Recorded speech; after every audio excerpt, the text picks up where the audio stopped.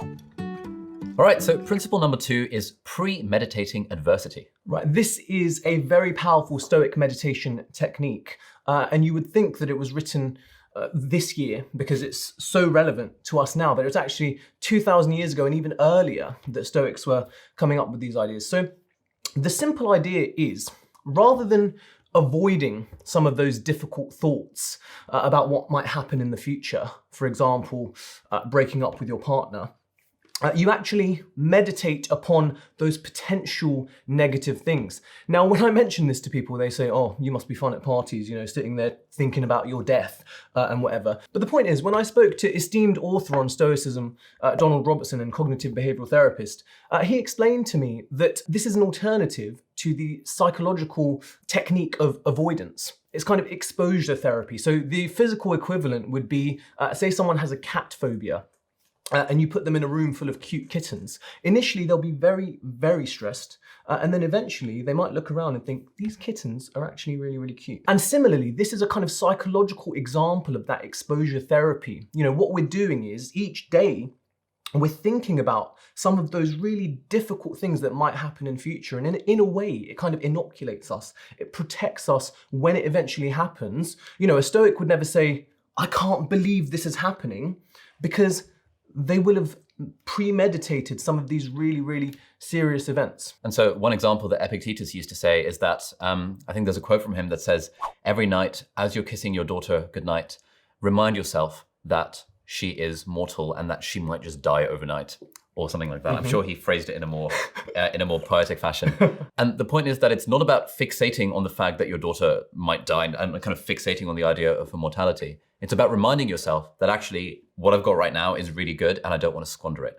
And that is why premeditating adversity is so good, because in a way, it actually makes it easier, and it kind of helps us love the things that we're doing and love the people around us a lot more, because we are consistently reminding ourselves that this might pass. And it absolutely fosters gratitude for the things that we have now. And Marcus Aurelius, a Roman emperor writing 2,000 years ago, one of the 3 key authors that we talk about in this class, says that when you wake up in the morning, and by the way, he was writing this in his personal journal, this isn't to us, he was trying to remind himself, when you wake up in the morning, say to yourself, I will come across vicious, ungrateful, arrogant, deceitful people, and the list goes on. And the reason he says that is that when he then later comes across people, and I imagine being an emperor was a stressful job, when he comes across these difficulties, he's meditated upon it first thing in the morning. And so if this served as a tool for a Roman emperor, I'm guessing it might help us when we're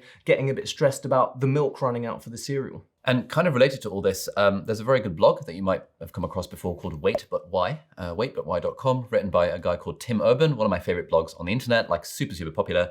He's got an amazing blog post called The Tail End. And the point that he makes in The Tail End is that, for example, if you're over 18 and you kind of graduated secondary school and you're no longer living with your parents, then any time you see your parents, basically from now on, is going to be like the final 1% of time that you will ever spend with your parents. Because such a huge amount of the time that we spend with our mum and dad is when we're in school, and after that, it becomes a lot less.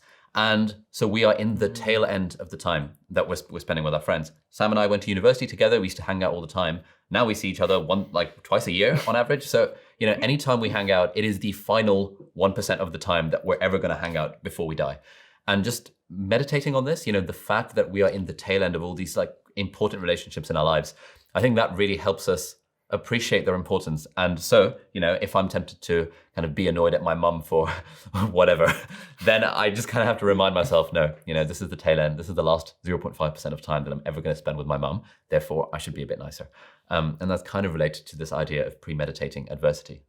And I think, what that sums up is, far from being some kind of morbid negative thought, this is a practice to foster gratitude and positivity within our relationships. Similarly, we've got a guided worksheet today, which will prompt you. So there's specific prompts for you to fill in. So there'll be guides for how many minutes you should review a particular situation. What I'm going to do is I'm going to link to the meditation that I use every single morning, which is a recording from my favorite Stoic author, Donald Robertson, which is on SoundCloud and freely available. And this guides you through premeditating adversity. It's 4 or 5 times you actually go through particular situations, imagining them in detail. And it's amazing when I do it in the morning, there's such a load off my chest.